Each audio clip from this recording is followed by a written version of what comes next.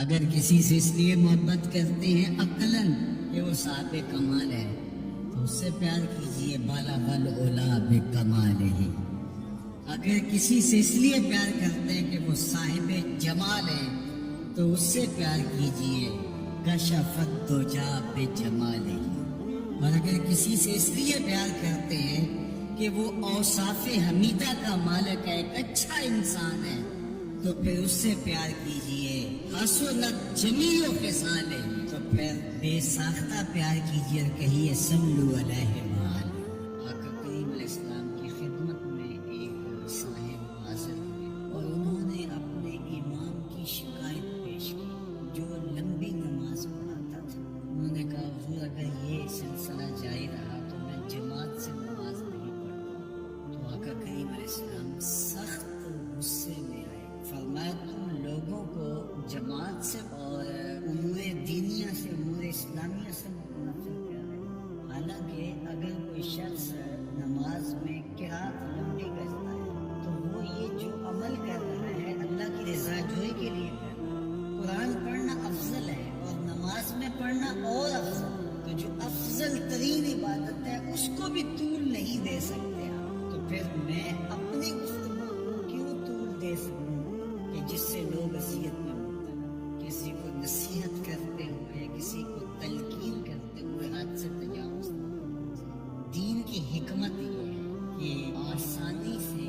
لوگوں تک دین پہنچائے۔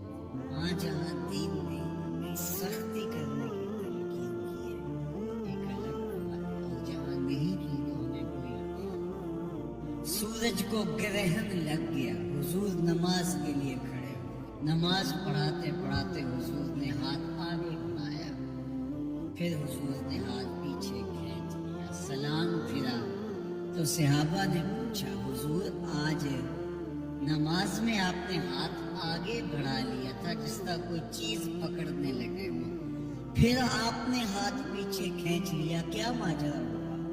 فرمایا جنت میں کھجوروں کا ایک خوشہ لٹک رہا تھا، میں نے سوچا تمہارے لیے توڑ لو، اور اگر میں توڑ لیتا تم قیامت تک کھاتے رہتے، ختم نہ ہوتا۔ پھر میں نے نہیں توڑا، میں نے کہا چلو کل قیامت کو ہی سے۔ حضرت امام شافعی کہتے ہیں کہ میں نے فقیروں سے دو باتیں بڑی پتے کی سنی اور انہوں نے مجھے بڑا نفع دیا۔ ایک تو یہ الوقت سیف قاتل، وقت کاٹ دینے والی تلوار ہے، اگر وقت کو تم کاٹو گے تو ٹھیک، ورنہ وقت تمہیں کاٹ دے۔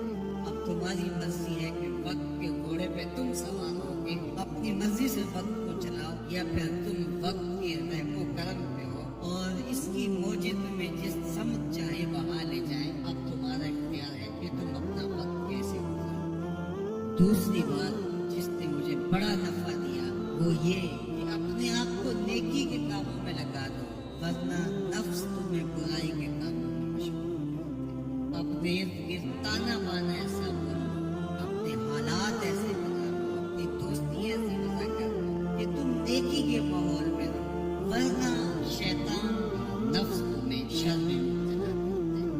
ہمارا معاشرہ جھوٹ کو فن سمجھنے لگے گا تو ایک بچہ جھوٹ سیکھے گا، جوانی جھوٹ میں چڑی ہوئی گزرے گی، بڑھاپا جھوٹ کے ساتھ بس، جبکہ ہمارا دین سچ کا دین، میرے اور آپ کے آقا و مولا کو اعلان نبوت سے قبل بھی لوگ صادق اور امین، تو اس پیغمبر کے ماننے والے کیسے جھوٹ بول سکتے؟ آج میرا بھی دعویٰ ہے، آپ کا بھی دعویٰ ہے کہ ہم عاشق رسول ہیں، ہم حضور کے محب ہیں، تو محب تو پھر چاہتا ہے کہ میرا محبوب مجھ سے راضی ہو جائے۔ میں آپ کے سامنے ام المومنین حضرت سیدہ عائشہ سے بھی ایک روایت رکھنا چاہتا ہوں۔ کہتی ہیں کہ جو چیز حضور کو سب سے زیادہ ناپسند تھی وہ جھوٹ تھی، اور جب آقا کریم علیہ السلام دیکھتے ہیں کہ کوئی شخص جھوٹ بولتا ہے تو حضور کی نگاہوں سے وہ شخص گر جاتا ہے، یہاں تک کہ وہ سچے دل سے توبہ کرتا اور پھر آقا